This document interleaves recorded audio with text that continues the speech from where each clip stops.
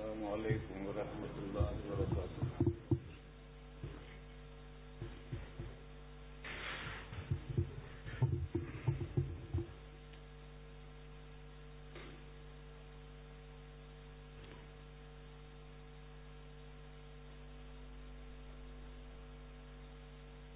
آپ حضرات نے سعودیہ میں حرمین شریفین میں جمعہ کے دن آپ نے دیکھا ہوگا کہ جب امام صف میں سے کھڑا ہو کر منبر پر آتا ہے تو سلام کرتا ہے۔ ہندوستان میں یہ طریقہ نہیں ہے۔ کبھی آپ حضرات کے ذہن میں یہ بات آئی ہوگی کہ یہ اختلاف کیوں ہے؟ یہ اختلاف ایک حدیث کے سمجھنے کے میں اختلاف ہوا۔ نبی پاک صلی اللہ تعالی علیہ وسلم کے سب گھر جدار قبلی میں تھے، جو قبلے کی دیوار تھی اسی میں گھر تھے، اسی میں سے آتے تھے۔ جمعہ کے دن جب وقت ہو جاتا تھا تو نبی پاک صلی اللہ علیہ وسلم کسی بھی گھر میں سے نکل کر خطبہ دینے کے لیے منبر کے پاس آتے تھے اور منبر کے پاس آ کر کے ساری مسجد کو سلام کرتے تھے، السلام علیکم ورحمۃ اللہ وبرکاتہ۔ پھر منبر پر چڑھ کر بیٹھ جاتے تھے اور مسجد کی دروازے کے اوپر چھت پر اذان ہوتی تھی، حضور بیٹھے رہتے تھے۔ حضور کے زمانے میں یہی ایک اذان ہوتی تھی، یہ دو مقصد کے لیے ہوتی تھی۔ مسجد میں جو لوگ نمازیں پڑھ رہے ہیں ان کے لیے یہ اطلاع ہوتی تھی کہ بھئی خطیب آ گیا ہے منبر پر، اب اپنی نمازیں بند کر دو۔ اور پورے بستی کے لیے یہ اطلاع ہوتی تھی کہ نماز کے لیے آ جاؤ۔ یہ دو مقصد لے کر اذان ہوتی تھی۔ بہرحال طریقہ یہ تھا۔ اب اختلاف اس میں ہوا کہ یہ نبی پاک صلی اللہ علیہ وسلم جو گھر میں سے تشریف لا کر منبر پر کے پاس آ کر سلام کرتے تھے، یہ سلام القادم ہے یا سلام الحاضر ہے؟ ہندوستان کے تمام محدثین، انڈیا، ہندوستان بڑا ہے، انڈیا اس کا ایک جز ہے، انڈیا، پاکستان، بنگلہ دیش، رنگون، تبت، برما، افغانستان، یہ سب ہندوستان ہے، متحدہ ہندوستان ہے۔ اس متحدہ ہندوستان کے تمام محدثین کی رائے یہ ہے کہ یہ سلام الداخل ہے۔ گھر میں سے مسجد میں داخل ہوا، اس نے آ کر سلام کیا۔ جیسا میں ادھر گیا تھا، ادھر سے میں آیا تو میں نے آ کر آپ حضرات کو سلام کیا۔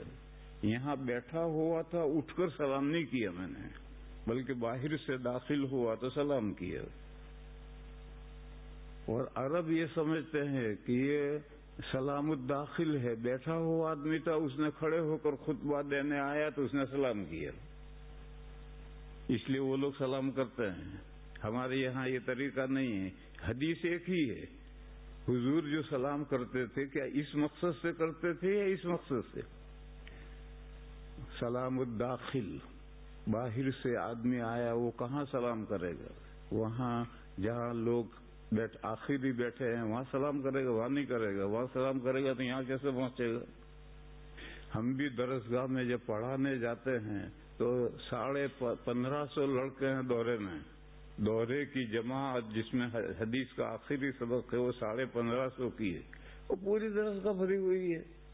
اگر ہم دارالحدیث میں داخل ہوتے ہی سلام کریں گے تو 5 7 10 سامنے جو ہیں ان تک سلام پہنچے گا، تو ہم نہیں سلام کرتے۔ چوکی پر جہاں ہمیں بیٹھنا ہے وہاں جا کر سب کو سلام کرتا، السلام علیکم ورحمۃ اللہ وبرکاتہ۔ طلبا جواب دیتے ہیں، سب کا جواب دینا ضروری نہیں۔ یہ مسئلہ یاد رکھو، اگر ایک جماعت جا رہی ہے تو جماعت کا ہر فرد سلام کرے یہ ضروری نہیں ہے، اس میں سے ایک فرد سلام کر دے وہ کافی ہے۔ اور بیٹھی ہوئی بھی ایک جماعت ہے، آنے والے نے ایک آدمی آیا، جیسے میں آیا اور میں نے سلام کیا تو ساری جماعت سلام کا جواب دے بھی ضروری نہیں، پوری جماعت میں سے کوئی ایک بندہ جواب دے دے وہ کافی۔ یہ تو میں نے مسئلے کے اندر دوسرا مسئلہ بتایا کہ ایک جماعت جا رہی ہے، سامنے ایک آ رہا ہے یا چند آ رہے ہیں تو ساری جماعت کا سلام کرنا ضروری نہیں ہے، کوئی ایک بھی سلام کر دے کافی۔ اور ایک آیا اس نے سلام کیا اور جماعت بیٹھی ہوئی ہے تو ساری جماعت کا جواب دینا ضروری نہیں، ایک بھی جواب دے کافی۔ خیر، میں وہ بتا رہا تھا کہ نبی پاک صلی اللہ علیہ وسلم کا یہ معمول تھا۔ اب اس میں اختلاف ہو گیا، متحدہ ہندوستان کے محدثین کی سب کی رائے یہ ہے یہ تو حضور گھر میں سے تشریف لائے ہیں، سب میں بیٹھے ہوئے ہیں اور اٹھ کر سلام کریں یہ نہیں ہے سلام، یہ تو گھر میں سے تشریف لائے ہیں۔ اور ایسے آدمی کو داخل کو جو گھر میں سے آیا ہے اس کو سلام ممبر کے پاس پہنچ کرنا، دروازے سے نکلتے سلام نہیں کرے گا کیونکہ مسجد بہت بڑی ہے، اور ممبر پر پہنچا تو بالکل بیچوں بیچ میں پہنچ گیا، اب سلام کرے گا سب کو سلام پہنچے گا۔ یہ سلسلہ اسی طرح چلتا رہا۔ نبی پاک صلی اللہ علیہ وسلم کے بعد حضرت صدیق اکبر کا زمانہ آیا، اس وقت بھی یہی سلسلہ چلا۔ نبی پاک صلی اللہ علیہ وسلم نے جو مسجد نبوی بنائی تھی اس میں ایکسٹینشن کیا تھا حضرت ابو بکر نے، تھوڑا سا اس کو اصل کو باقی رکھ کر تھوڑا اس میں اضافہ کر دیا۔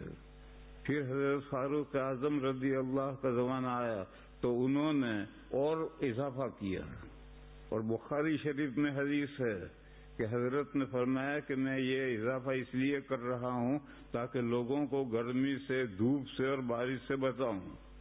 اور جو لوگ کام پر لگائے تھے ان سے کہا کہ دیکھو مسجد کو لال پیلی مت بنانا، ڈیکوریشن مت کرنا، اس کو سیدھی سادی جیسے حضور کے زمانے کی تھی ایسے ہی بنانا۔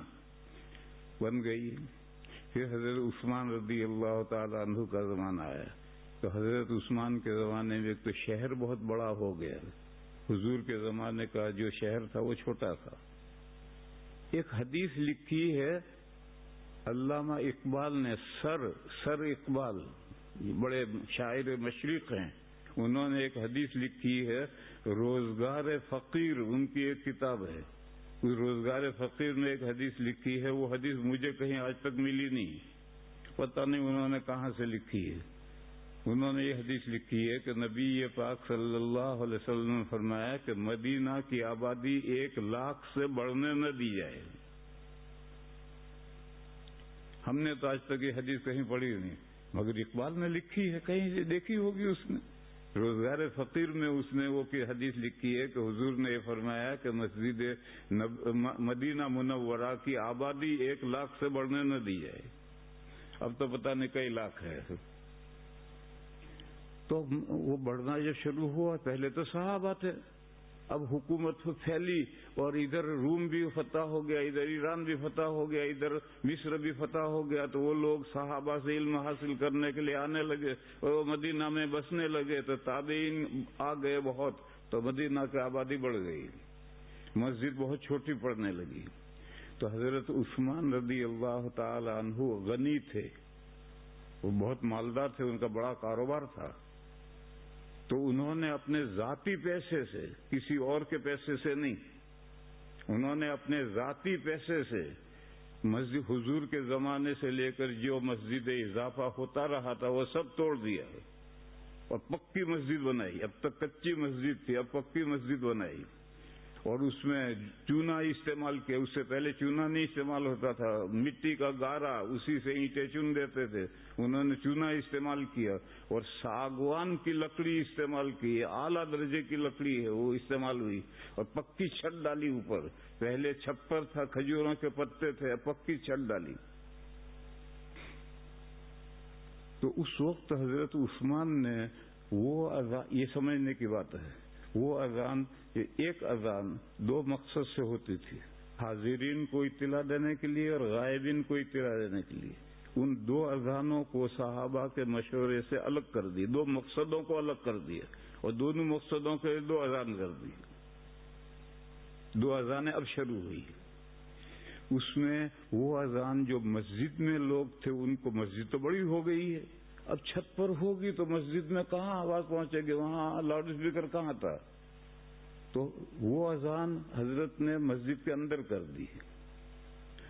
اور وہ جو دوسری اذان غائبین کو اطلاع دینے کے لیے تھی، وہ مسجد کے دروازے پر نہیں بلکہ ایک بڑی چٹان تھی زورا، اس زورا پر چڑھ کر کے مؤذن اذان دیتا تھا، سارے مدینہ میں آواز پہنچ جائے۔ دو اذانیں یوں شروع ہوئی، اور صحابہ کے زمانے میں صحابہ سے مشورہ کر کے حضرت عثمان نے وہ اذان جو حضور کے زمانے میں ایک اذان دو مقصد کے لیے تھی، ان دو مقصدوں کو الگ کر کے ان کے لیے دو اذانیں کر دی۔ اب آج وہ لوگ جو صحابہ کے اجماع کو بھی نہیں مانتے، وہ اختلاف کرتے ہیں کہ یہ بدعت عثمانی ہے، گویا عثمان تو ان کا چھوٹا بھائی ہے، کہ یہ بدعت عثمانی ہے۔ جو اجماع امت کو نہیں مانتے، تاکہ صحابہ کے اجماع کو بھی نہیں مانتے، غیر مقلدین، وہ اس میں اختلاف کرتے ہیں۔ وہ کہتے ہیں نہیں، ایک ہی اذان، جب امام ممبر پر آ جائے تو مسجد کے دروازے پر ایک اذان دو۔ لیکن چار ائمہ کے ماننے والے جو مقلدین کہلاتے ہیں، وہ کہتے ہیں کہ نہیں، دو اذانیں سنت ہیں۔ دو اذانیں سنت کیسے ہوئی؟ جبکہ حضور کے زمانے میں دو اذانیں تھی ہی نہیں، تو سنت کیسے ہوئی؟ اس کو سمجھو۔ وہ چیز جو بے عینی ہی حضور کے زمانے میں تھی، یا اس کا روٹ تھا، اصل تھی، بعد میں اس کو وہ پھیلے تو وہ سنتی کہلائے گئے۔ بے عینی ہی ہو وہ بھی سنت ہے، اور روٹ تھا وہ بھی سنت ہے۔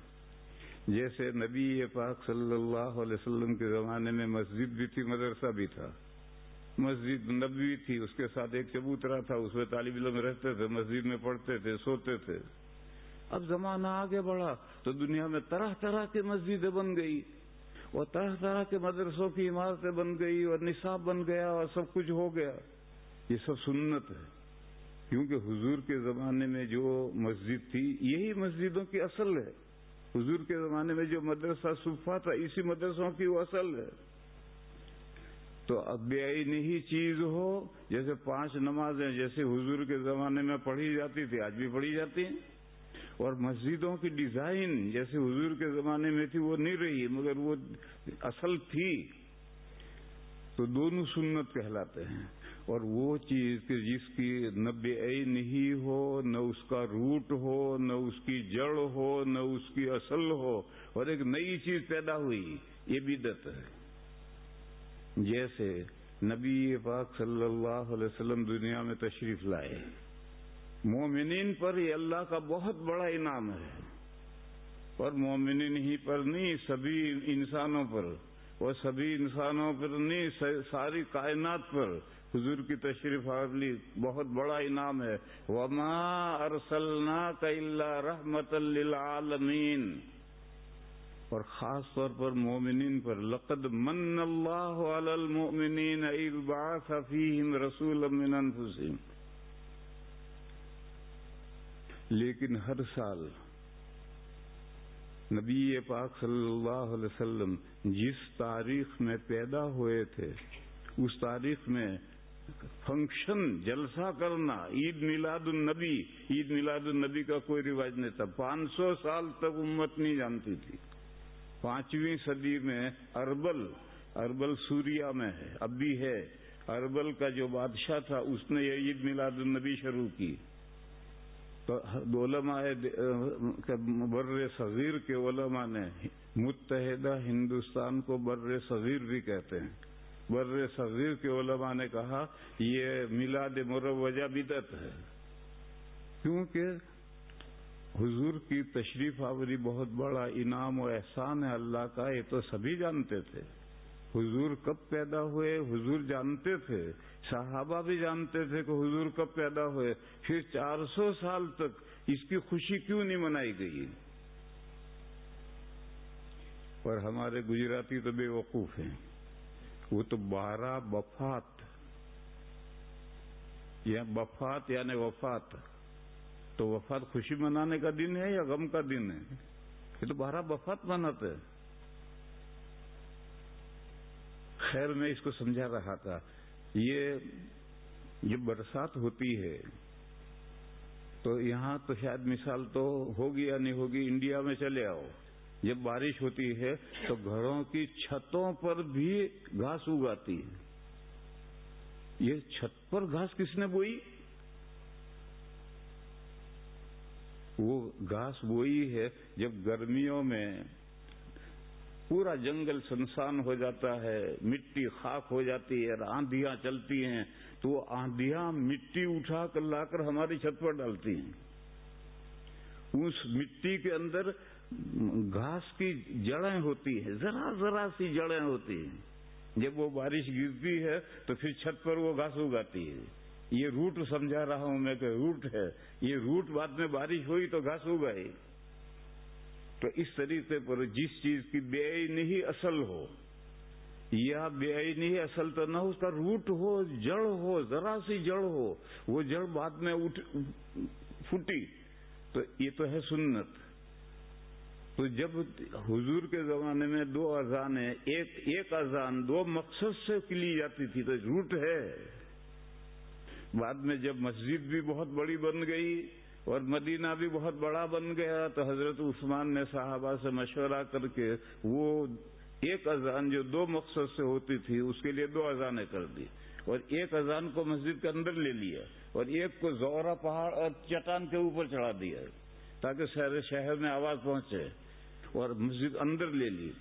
اندر کہاں؟ امام کے سامنے۔ www.attableek.com The Reviver of Iman۔ مطلب یہ سمجھے ہیں کہ امام کے منہ کے اندر گھس کر، کہ اگر منہ سے تھوک نکلے تو امام کے منہ پر ہی رہے۔ یہ امام کے سامنے کا یہ مطلب لوگ سمجھنے لگے، یہ مطلب نہیں ہے بھائی۔ مسجد کے اندر دائیں طرف بائیں طرف نہیں، امام بیچوں بیچ میں امام بیٹھا ہے منبر پر، اس کے سامنے جہاں بھی چاہے دو۔ اب دیکھو مسجد کتنی بڑی ہے، اگر چھوٹی ہے تو کوئی دور کھڑا رہنا ضروری نہیں ہے، اور مسجد بہت بڑی ہے۔ جیسے دیوبند کی جو جامع مسجد ہے، وہ جامع مسجد بہت بڑی ہے، یعنی اس کے جو کورڈ حصہ ہے اس میں کم سے کم 2000 آدمی آتے ہیں، پھر اس کے بعد میں 2000 آدمیوں کا صحن ہے۔ تو جب امام منبر پر آ کر بیٹھتا تھا تو وہ دوسری اذان کورڈ حصہ کی آخری صف میں مؤذن کھڑا ہو کر اذان دیتا تھا تاکہ اندر بھی پوری آواز جائے اور باہر صحن کے اندر بھی پوری آواز جائے۔ امام کے سامنے کا یہ مطلب ہے۔ ہم لوگوں نے جو سمجھ رکھا ہے کہ امام کے منہ میں گھس کر کے اذان دو، یہ صحیح نہیں ہے۔ بہرحال میں سمجھا ہی رہا تھا کہ حضرت عثمان کے زمانے میں ضرورت پیش آئی ہے، اور ضرورت پیش آنے کی وجہ سے ضرورت کیا پیش آئی؟ مسجد بہت بڑی ہو گئی۔ ہمارا یہاں مؤذن اذان دیتا ہے یا کبھی تو مسجد میں نہیں سنائی دیتی، اور شہر بھی بڑا ہو گیا، تو یہ ضرورت پیش آئی تو وہ اذان جو ایک ہوتی تھی 2 مقصد سے، اس کے لیے 2 اذانیں کر دی حضرت عثمان کے زمانے میں، اور تمام صحابہ کے مشورے سے کیا اور اجماع سے کیا ہے۔ اور قرآن کے بعد حجت سنت ہے، اور سنت کے بعد اجماع ہے۔ ہم اہل السنہ والجماعہ ہیں۔ سنت کو بھی، قرآن کو تو سب مانتے ہیں، قرآن کے بعد ہم سنت کو مانتے ہیں، اور اجماع امت کو جماعت صحابہ نے جو اجماع ہوا اس کو مانتے ہیں۔ تو اصل تو میں وہ حدیث سمجھتا تھا کہ بھئی ہم حرمین میں جاتے ہیں تو امام سلام کرتا ہے اور ہندوستان میں کوئی سلام نہیں کرتا، کیا بات ہے؟ اس لیے کہ وہاں امام ہوتا ہے وہ وہیں ٹہلے سے بیٹھا ہوتا ہے اور کھڑا ہو کے سلام کرتا ہے۔ وہ یہ سمجھتے ہیں کہ یہ گویا خطبے کی سنت ہے۔ ہندوستان کے محدثین سمجھتے ہیں کہ نہیں، خطبے کی سنت نہیں ہے، یہ تو خطبے کے وقت امام باہر سے آئے تو جیسے میں باہر سے آیا تو سنت ہے کہ میں سلام کروں، ایسے وہ جو بھی باہر سے آئے گا سلام کرے گا. خیر یہ بات تو ویسے ہی بیچ میں آ گئی. اصل بات سنو. کل میں نے کہا تھا کہ ایک آیت کریمہ آ رہی ہے، وہ کل بیان کروں گا. وَلَأَجْرُ الْآخِرَةِ خَيْرٌ لِّلَّذِينَ آمَنُوا وَكَانُوا يَتَّقُونَ. یہ آیت آج پڑھی گئی ہے تعالی کے شروع میں. میرے بھائیو یہ قاعدہ سمجھو، اور سب جانتے ہیں، کوئی نئی بات نہیں ہے. یہ دنیا دارالعمل ہے اور آخرت دارالجزا ہے. یہاں عمل ہی عمل ہے، جزا نہیں ہے، اور آخرت میں جزا ہی جزا ہے، عمل نہیں ہے. یہ سب جانتے ہیں. اس کی مثال لو. ہم جاب کرتے ہیں، آپ کے یہاں تو ہفتے ہفتے تنخواہ تقسیم ہوتی ہوگی. نبی پاک صلی اللہ علیہ وسلم کے زمانے میں سال میں ایک مرتبہ تنخواہ تقسیم ہوتی تھی. تمام جو سرکاری ملازمین ہوتے تھے تو ان کو وظیفے جو ملتے تھے وہ سال میں ایک مرتبہ ملتے تھے. پھر گرانی ہو گئی، ایک سال تک انتظار لوگ نہیں کر سکتے ہیں، تو پھر 6 مہینے پر تنخواہیں تقسیم ہونے لگی. پھر اور گرانی ہو گئی تو 6 مہینے تک بھی انتظار لوگ نہیں کر سکتے، تو پھر مہینے مہینے ماہواری آنے لگی، منتھلی پیریڈ. ماہواری لفظ استعمال کرتے ہیں، یہی ماہواری لفظ وہاں بھی استعمال ہوتا. ماہواری آنے لگی کیونکہ 6 مہینے تک انتظار کرنا بڑا مشکل ہے. کسی جگہ پر اور گرانی ہو گئی تو ویکلی تنخواہیں تقسیم ہونے لگی. آپ لوگوں کے یہاں گرانی زیادہ ہے، بہت بھاری مہنگائی کا ملک ہے، اس لیے اگر حکومت سوشل سپورٹ نہ دے تو مہینے میں آدھا ملک مر جائے گا. اتنی گرانی ہے یہاں کہ اگر گورنمنٹ سوشل سپورٹ نہ دے تو آدھا ملک 1 مہینے میں مر جائے گا، اور ہمارے یہاں نہیں مرے گا.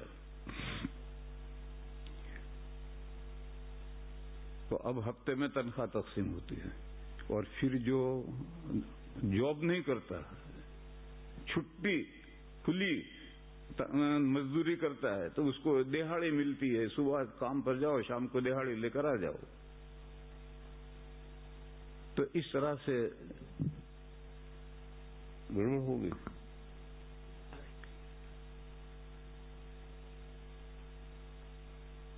تو نبی پاک صلی اللہ علیہ وسلم سے لے کر چلتے تھے، آج یہاں تک ہم پہنچے ہیں.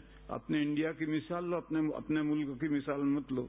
ہمارے یہاں مہینہ 30 کا 31 ختم ہوا، اگلی 1 تاریخ آئی تنخواہ ملے گئے، تو پورا مہینہ اپنی گاڑی لے کر کے، اپنا پیٹرول ڈال کر کے، اپنا گیس ڈال کر کے دوڑا جاتا ہے، اور جو بھی جاب پر، اور شام کو خالی آ جاتا ہے.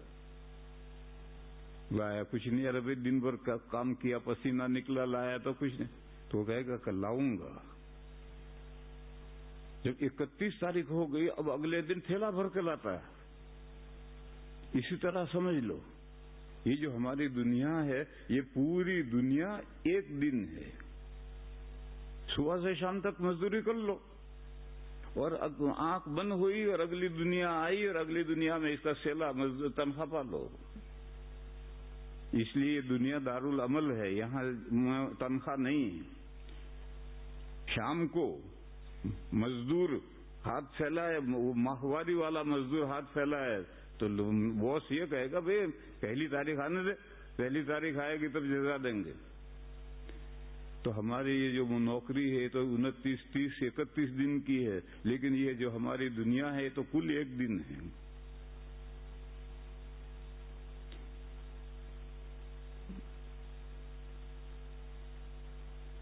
قرآن کریم میں کم لبثتم فی الارض عدد سنین، تم دنیا میں کتنے سال رہے ہو، قیامت کے دن پوچھا جائے گا تو کہیں گے کہ لبثنا یوما او بعض یوم، دنیا میں ہم 1 دن رہے ہیں یا 1 دن بھی پورا نہیں رہے ہیں. تو یہ دنیا 1 دن ہے، اور یہ مسئلہ قرآن میں ہے.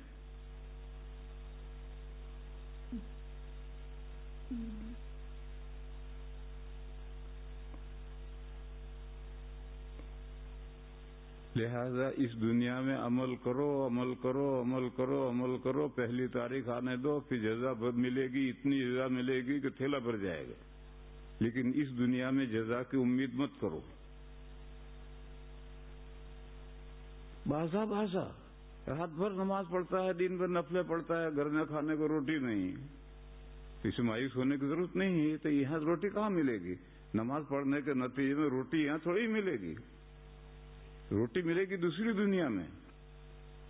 تو یہ قاعدہ سمجھ لو کہ یہ دنیا دارالعمل ہے، دارالجزا آگے ہے۔ لیکن کبھی کبھی جب دیگ پکتی ہے تو دادا کو 4 چاول چکھائے جاتے ہیں۔ یہ بھی ہندوستان میں چلے جاؤ، وہاں نعت جمتی تھی، پوری برادری کی دعوت ہوتی تھی، خاص خاص موقعوں پر، جو بوڑھے لوگ ہیں وہ جانتے ہوں گے۔ تو دیگیں چپکتی تھی، تو جب دیگ پکی تو 2 پلیٹ میں 2 چمچے چاول نکال کر دیکھیں گے، دادا ذرا چکھ لیجیے نمک مرچ۔ اب باقی سب دیکھ رہے ہیں، وہ دادا کھا رہے ہیں وہ 2 چمچے۔ یہ طریقہ تھا۔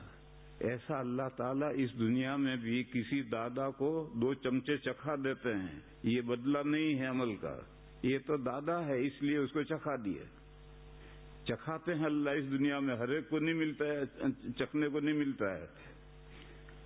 لطیفہ یاد آیا، ایک دادا بہت کھاتے تھے، دادا تھے 80-90 سال کے، بہت کھاتے تھے۔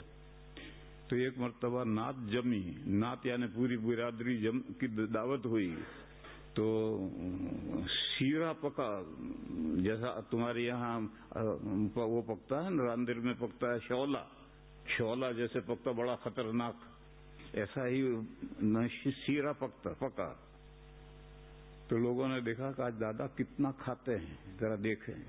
تو 1 کلو تول کر کے پلیٹ میں نکال کے دادا کو دیکھا کہ دادا دیکھیے نمک مرچ کیسا ہے۔ تو دادا کھا گئے، آدھا نہیں کھا سکتا آدمی، وہ میٹھا بہت ہوتا ہے شعلہ، تو کھا گئے۔ کہنے لگے ابھی کچا ہے، آگ جلنے دو۔ خیر آگ جلتی رہی، تھوڑی دیر کے بعد میں پھر 1 کلو تول کر دیا، تو کھا گئے اور کہنے لگے کہ ہاں اب پک گیا ہے، اب دم دے دو۔ تو اب دم دے دیا۔ پھر دم کے بعد جب برتن ڈھکنا ہٹتا ہے تو پھر 1 کلو تول کر دادا کو دیا۔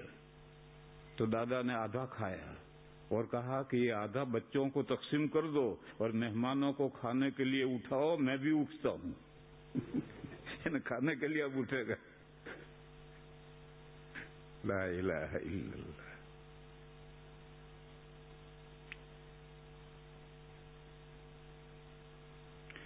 وہی دادا کا قصہ ہے۔ ایک آدمی نے نیم کا درخت کھیت میں کاٹ کر رکھا تھا کہ کل لے جائیں گے۔ دادا شہر سے گاؤں آ رہے تھے، تو وہ درخت پورا نیم کا درخت پکڑ کر کے گھر لے آئے۔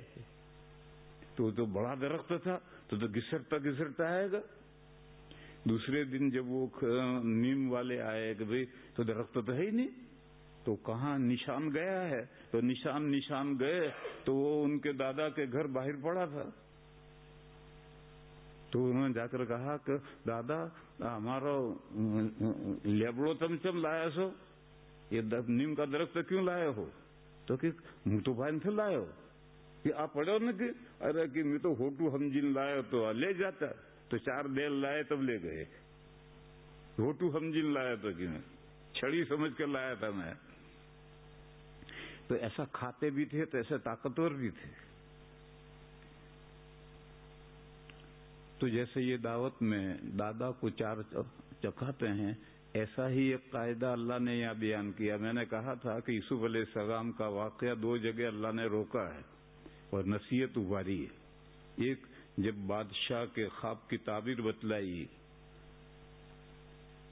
اور حضرت تو جیل میں ہے، تو بادشاہ نے کہا بلا کے لاؤ، انہیں تعبیر بہت شاندار تعبیر بتلائی تھی، کہا بلا کے لاؤ۔ تو یوسف علیہ السلام نے جانے سے انکار کر دیا اور یہ کہا کہ میرا جو مقدمہ پینڈنگ میں ہے وہ مقدمہ پہلے چلاؤ اور یہ کلیئر کرو کہ میں مجرم ہوں نہیں ہوں، پھر آؤں گا، اس کے بغیر نہیں آؤں گا۔ تو بادشاہ نے کورٹ میں سے وہ مقدمہ اپنے یہاں کورٹ میں منگوا لیا اور بادشاہ نے خود مقدمہ چلایا۔ تو عزیز مصر کی بیگمات نے بادشاہ کے سامنے آ کر کہا کہ یوسف بے گناہ ہے، وہ فرشتہ ہے۔ تو وزیر کی بیوی جس نے ڈورے ڈالے تھے اس نے کہا کہ اب تو دودھ اور پانی الگ ہو گیا، میں نے ہی ان کو ورغلایا تھا۔ بہرحال مسئلہ مقدمہ چلایا اور بات صاف ہو گئی کہ وہ گنہگار نہیں ہے، بے گناہ ان کو جیل میں ڈالا گیا۔ پھر آدمی گیا، اب حضرت کو بتلایا کہ آپ کا مقدمہ بادشاہ نے چلا لیا، آپ بے گناہ ہیں۔ تب حضرت آئے ہیں، یوسف علیہ السلام تب آئے ہیں۔ درمیان میں 2 آیتیں آئی ہیں۔ یوسف علیہ السلام نے کہا کہ یہ جو میں نے مقدمہ چلوایا ہے کہ میں مجرم ہوں یا نہیں، یہ مقدمہ اس لیے میں نے نہیں چلوایا ہے کہ میں بڑا پوتر، بڑا پاک پائس اس لیے نہیں چلایا ہے، میں نے یہ مقدمہ اس لیے چلایا ہے کہ میرا جو آقا ہے مصر کا وزیر، جس نے مجھے پالا پوس کر بڑا کیا ہے، اس کا ذہن صاف ہو جائے کہ میں نے اس کے گھر میں دست درازی نہیں کی۔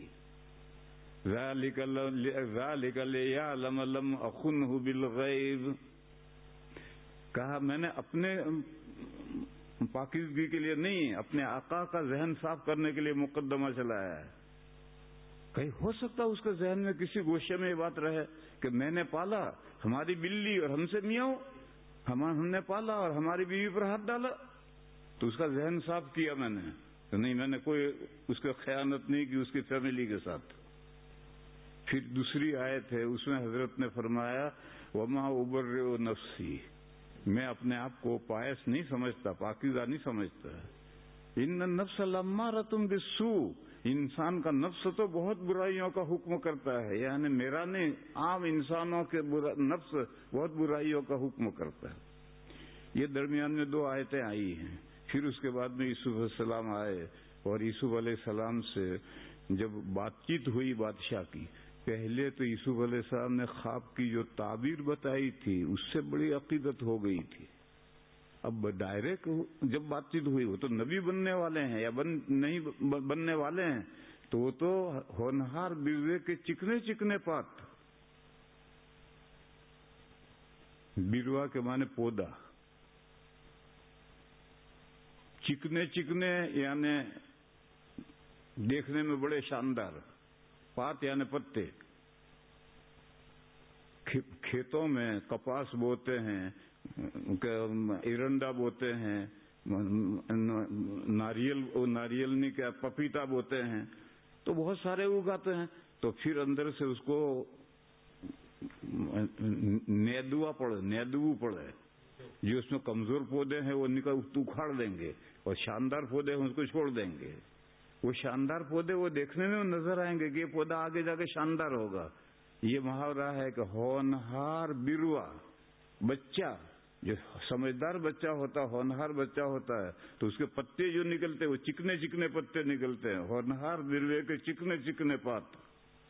تو یوسف علیہ السلام نبی بننے والے ہیں آگے۔ تو جب بات چیت کی تو اور زیادہ معتقد ہو گیا،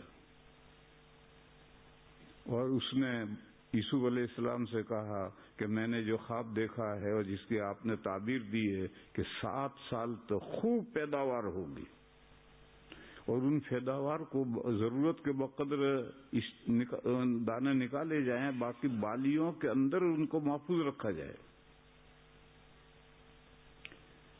دیکھو اناج میں سرسری پڑ جاتی ہے، سرسری وہ چھوٹا کیڑا پڑ جاتا ہے، لیکن اگر آپ سرسری سے بچانا چاہتے ہیں تو کولڈ اسٹوریج میں رکھ دو تو سرسری نہیں پڑے گی۔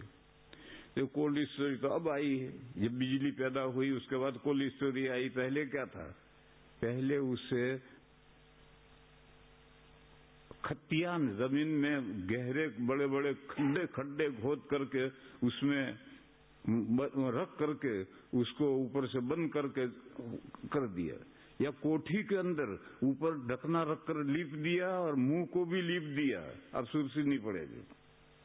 اس سے زیادہ شاندار طریقہ وہ یہ ہے کہ ہر اناج کو اس کے بھٹے میں رکھو، گیہوں ہے تو والی میں رہنے دو، جوار ہے تو بھٹے میں رکھو، باجرا ہے تو بھٹے میں رکھو، مکئی ہے تو بھٹے میں رکھو، بھٹے کے اوپر سے چھلکے مت کھلو، اب سرسری نہیں پڑے گی۔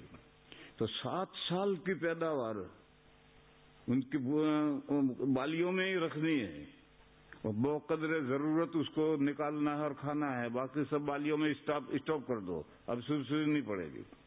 پھر 7 سال قحط کے آئیں گے تو تھوڑا تھوڑا اس میں سے دانا اناج نکالیں گے اور کھائیں گے۔ یہ بتلایا تھا تو بادشاہ نے یہ کہا کہ 7 سال تک کی پیداوار محفوظ رکھنا اور آگے 7 سال تک اس کو کھانا، یہ تو بڑا مشکل کام ہے۔ تو حضرت یوسف علیہ السلام نے فرمایا اجعلنی علی خزائن الارض، زمینوں کی پیداوار کی ذمہ داری مجھے سونپ دیجیے، پورے ملک مصر، ساری دنیا نہیں، ملک مصر جہاں فرعون کی حکومت تھی، اس پورے ملک کی پیداوار کی ذمہ داری مجھے دے دیجیے، بس اتنا ہی مطلب ہے۔ بعد جو روشن خیال مجدد ہیں وہ کہتے ہیں مجھے منسٹر آف فوڈ بنا دیجیے۔ ارے منسٹر آف فوڈ کہیں نہیں بنانا تھا، پورے ملک کی جو پیداوار ہے اس کی ذمہ داری مجھے سونپ دیجیے، میں اس کو محفوظ بھی رکھوں گا، پھر اگلے 7 دن میں تقسیم بھی کروں گا۔ تو بادشاہ نے کہا چلو یہ ذمہ داری تمہیں سونپ دی ہے۔ جب یوسف علیہ السلام کی یہ ذمہ داری ہو گئی تو اب پورے ملک کی پیداوار پر کنٹرول کرنے کے لیے تو پورے ملک کا دورہ کرنا پڑے گا، جگہ جگہ جانا پڑے گا، جگہ جگہ اسٹور روم بنانے پڑیں گے اور پیداوار جمع کروانی پڑے گی۔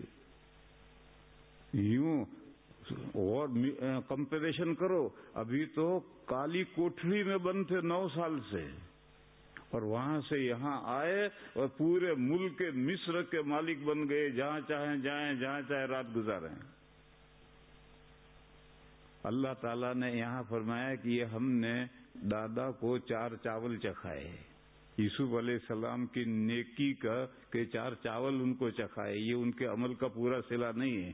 نصیب برحمتنا من نشاء، ہم اپنی رحمت جس کو چاہتے ہیں پہنچاتے ہیں، ہر ایک کو نہیں، پوری مجلس بیٹھی ہے اس میں سے چکھنے کے لیے ایک معین آدمی کو دیں گے۔ تو اللہ بعض نیک بندوں کو 4 چاول چکھا دیتے ہیں، دنیا کے اندر مزے ان کو آ جاتے ہیں، اور دوسرے بندے، ایک بزرگ کا حال لکھا ہے کہ ان کے یہاں جب فاقہ ہوتا تھا تو وہ بچوں سے کہہ دیتے تھے کہ آج ہم اللہ کے مہمان ہیں، تو بچے سمجھ لیتے ہیں کہ آج کھانے کو کچھ نہیں ملے گا، کیونکہ اللہ میاں کھاتے نہیں۔ جب اللہ میاں کے مہمان ہوں گے تو اللہ میاں کے مہمانوں کو کہاں سے کھانا ملے گا۔ ایک مرتبہ ایسا ہوا کہ کئی دن تک فاقے کی نوبت نہیں آئی، تو بچوں نے بڑے شوق سے پوچھا امی اللہ میاں ہماری دعوت کیوں نہیں کرتے؟ تو جو بڑے عبادت گزار ہوتے ہیں وہ تو اللہ میاں کے مہمان ہوتے ہیں، ان کے یہاں کھانے کو کچھ نہیں ہوتا، فاقہ ہوتا ہے، لیکن کسی نیک بندے کو اللہ تعالیٰ مٹھی بھر کے دے بھی دیتے ہیں، لے چکھ۔ تو اللہ یہ فرماتے نصیب برحمت من نشاء، ہم اپنی مہربانی جس کو چاہتے ہیں پہنچاتے ہیں۔ دیکھو یوسف کو ہم نے اپنی مہربانی پہنچا دی، اب وہ کالی کوٹھڑی میں سے جیل سے باہر آئے اور پورے ملک مصر کے مالک ہو گئے، اب جہاں چاہیں رہیں سہیں۔ وَلَا نُضِيعُ أَجْرَ الْمُحْسِنِينَ، اور نیکوکاروں کی اجرت، تنخواہ ہم ضائع نہیں کرتے۔ یعنی دوسرے نیکوکار جن کو دنیا میں ان کی نیکی کی اجرت نہیں ملی، وہ یہ نہ سمجھے کہ ہماری اجرت ضائع ہوئی، ہم کسی نیکوکار کی اجرت ضائع نہیں کرتے۔ جو بیٹھا بیٹھا سو رہا ہے اس کی تو اجرت ضائع کریں گے، اور کیا نہیں کریں گے؟ جب سو رہا ہے تو اجرت کہاں سے ملے گی؟ اس کے بعد اللہ نے قاعدہ بیان کیا، وہ سمجھانا ہے۔ نصیب برحمتنا من نشاء ولا نضيع اجر المحسنین، وَلَأَجْرُ الْآخِرَةِ خَيْرٌ لِلَّذِينَ اتَّقَوْا وَكَانُوا لِلَّذِينَ آمَنُوا وَكَانُوا يَتَّقُونَ. قاعدہ بتلایا کہ یہ دنیا دارالعمل ہے، یہاں اگر عمل کا صلہ دیا جائے گا تو مومن کا نقصان ہے، اور آخرت میں اجر بدلیا جائے تو مومن کا وہاں فائدہ ہے. کیوں؟ زندگی کے 70 سال ہو گئے، نماز کے صلہ مل رہا تو 85 سال میں مر گیا، 5 سال لڈو کھایا اس تو، اور پھر یہ جو پچھلی زندگی کے پچھلے 4-5 سال ہیں اس کا صلہ آخرت میں جب ملے گا تو وہ تا ابد لڈو کھائے گا، وہ لڈو کبھی ختم نہیں ہونے کا. تو فرمایا کہ والا اجر الآخرت، دنیا میں ہم اجر نہیں دیتے ہیں، حالانکہ چاہیے ایک عمل کیا ہے تو لے شام کو دہاڑی لیتا جا، لیکن نہیں. والا اجر الآخرت، آخرت میں جو بدلہ ملے گا بہتر ہے ان لوگوں کے لیے جو ایمان لائے اور جو گناہوں سے بچتے رہے، ان کے لیے وہ اجر بہتر ہے. تو 1000 میں سے 999 کو تو دنیا میں ان کی عبادتوں کا کوئی صلہ اجر نہیں ملتا. روزی الگ، وہ قاعدہ روزی کا الگ ہے. وما من دابة في الأرض إلا على الله رزقها ويعلم مستقرها ومستودعها. زمین پر جتنی رینگنے والی چیزیں ہیں سب کی روزی اللہ کے ذمہ ہے. وما من دابة في الأرض إلا على الله رزقها. اور اللہ ہر ایک کا مستقل رہنے کی جگہ بھی جانتے ہیں اور چند دن کے لیے رہنے کی جگہ بھی جانتے ہیں.